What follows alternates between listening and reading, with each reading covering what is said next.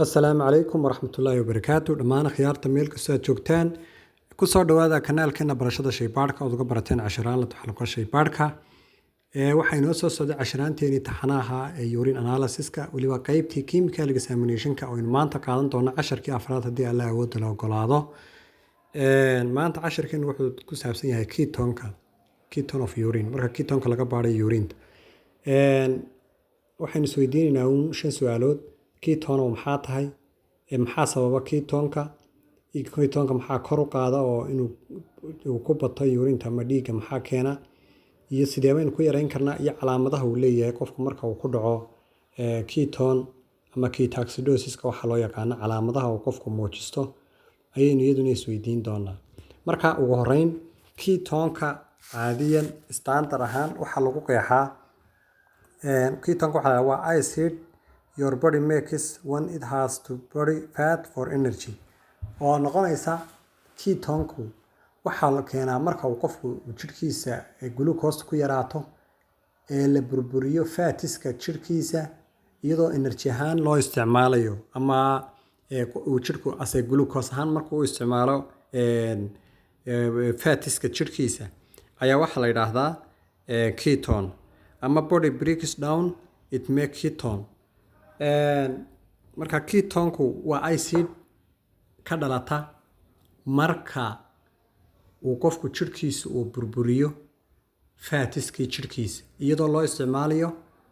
asay glucose ayaa loo yaqaanaa ketone ama ketone acidosis su'aasha labaad ee isweydiinayna waxa weeye maxaa sababa waxa sababa qofku marka ay jirkiisa uu ku yaraato glucose oo glucose uu jirkiisu waayo si uu jirku energy u helo uu qofku u sii noolaado waxa loo baahan yahay in la burburiyo fatiska ama baruurta uu jirkiisu leeyahay taas oo keenaysa in haddii xaddigeeda uu dhaafo ama aan waqtigaa isla uu qofku wax glucose uuna helin oo wax glucose ku dhex jirta uusan isticmaalin in ketonkaas uu ka dhasho oo markay xadkeedii ka baxdo ee xoog fatiska loo burburiyo waxaa u dhaca wax ketoacidosis la yiraahdo waliba waxa xanuunkan uu ku badan yahay dadka macaan kale su'aasha aan isweydiinayna ee saddexaad iyadana waxa weeye maxaa kor u qaada waxyaabaha kor u qaada in ketoacidosis ka mid ah in qofku uu macaluul oo kale ku dhacdo oo tusaale ahaan qofkii hadduusan waxba cunin oo kale muddo dheer ama dehydration uu ku dhaco oo fuuqbaxo oo kale iyana qayb ayay ka tahay inuu qofku ketoacidosis ku dhaco waxa kale oo iyana jirta qofku markuu macaanka leeyahay badanaa inaad aragteen way dhacdaa dadka macaanka leh badanaa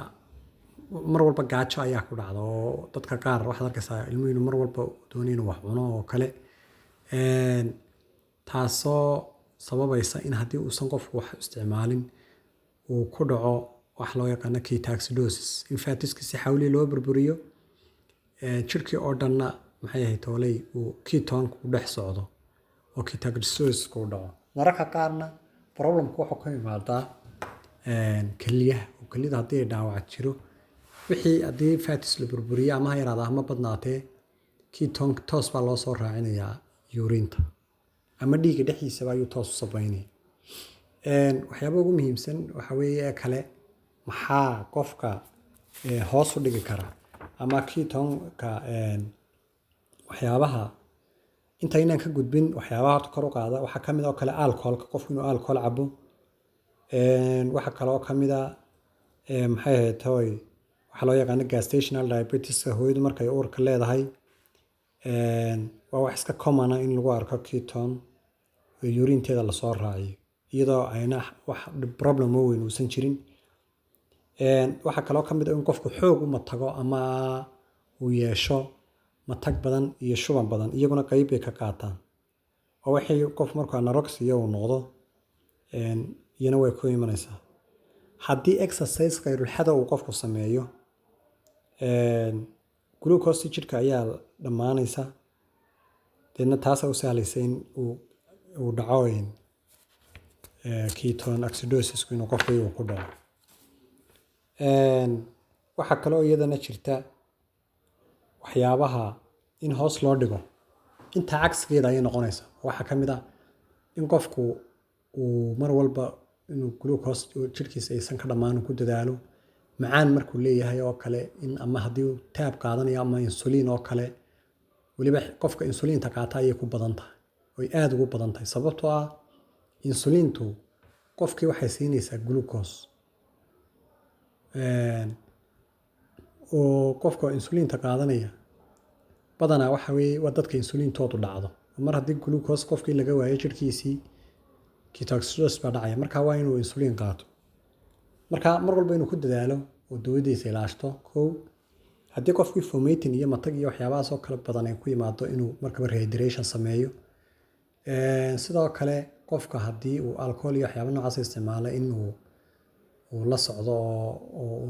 isjeegareeyo oo xaaladiisa caafimaad uu ogaado amaba uu ka dheeraadaba. Waxaa kaloo jira sida social gestational diabetes waxa la yiraahdo oo hooyada macaanka hooyada waxaa jira macaanska ka dhaca xilliga uurka oo intaa macaankaasi uu ku jiray. Marka haddii xaaladeeda la socon waxaa dhacda badanka in ketoacidosis iyada kudheeda uu ku dhaco, laakiin waa iska riir taas kudheedu. Su'aasha ugu dambaysa oo ah calaamadaha qofku muujisto markuu ketoacidosis ku dhaco. Badanaa waxaa jira calaamado yaryar oo uu yeesho xilliyada weliba urine-ka iyo dhiigaba ay ku dhex jiraan. Waxaa ka mid ah headache inuu qofku madax xanuun yeesho ayaa ka mid ah. Daal badan baa ka mid ah. Waxaa ka mid ah oo kale inuu qofku calool istaag yeesho iyo inuu insomnia wax la yiraahdo oo hurdadii waxyaabo noocaas ay ku yaraato ayaa ka mid ah iyadana. Marka calaamada yoogaas ayuu qofkaasina isna muujisanayaa. Caloosha kudheedu inuu ku yeeshaa laga yaabaa pain. Neefsashada kudheeda ayaa saameyn yeelata ayna leeyihiin. Marka calaamadahaas oo dhan ayay muujistaa qofka isaguna ketonka oo jirkiisa uu ku badan yahay. Marka insha Allah shantaa qodob ayaynu kusoo gabagabaynaynaa ketonka iyo casharka ketonka ku saabsanaa. Subscribe, like, share nala moogaanin insha Allah. Arday ayaa jirtay ii soo jawaabay oo ii soo qoreeyay culture oo kale ka soo hadal. Walaal aad baad u mahadsan tahay. Insha Allah waan ka soo hadli doonaa. Laakiin casharaanteenu si taxana ayay socdaano. Waxaanu samayn doonaa haddii Allah awood la ogolaado in aynu intaan casharaanta ka baxayno aynu step u socono. Culture-kana aan insha Allah si faahfaahsan oo luqadeennii hooyo inagoo ku turjumayno aynu si fiican u soo turjino haddii Allah awood la ogolaado. Casharka xigay intaynu iskugu iman doono waxaan kaga tegaynaa. Assalaamu calaykum waraxmatullaahi wabarakaatuh.